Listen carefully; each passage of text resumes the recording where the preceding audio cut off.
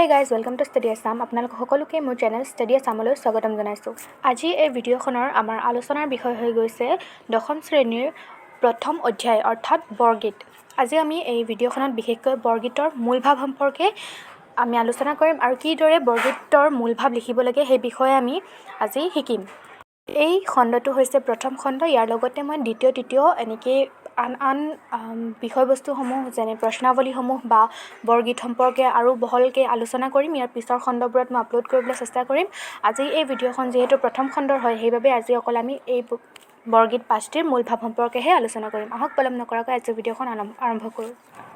শ্ৰী শ্ৰী মাধৱদেৱৰ ৰচিত ৰাগ বসন্তত বন্ধ বৰগীতটি এটি ভক্তি ৰসাত্মক কবিতা।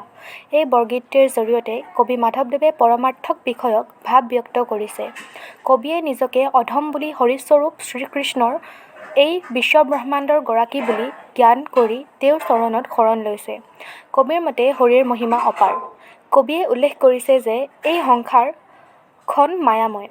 এই সংসাৰৰ মায়ামোহত আবদ্ধ হৈ সকলোৱে ভগৱানৰ কথা পাহৰি যায়। তেওঁক স্মৰণ নকৰে, শ্ৰীকৃষ্ণৰ মহিমাৰ কথা বুজি নাপায়। তেওঁৰ কৃপা লাভ কৰিব পাৰিলেহে মানুহে মায়াৰ বন্ধনৰ পৰা মুক্তি লাভ কৰিব পাৰিব। মাধৱদেৱে শ্ৰীকৃষ্ণৰ চৰণ দুখনিক মহাধন বুলি কৈছে। ভকতসকলৰ বাবে তেওঁৱেই হ'ল জীৱনস্বৰূপ।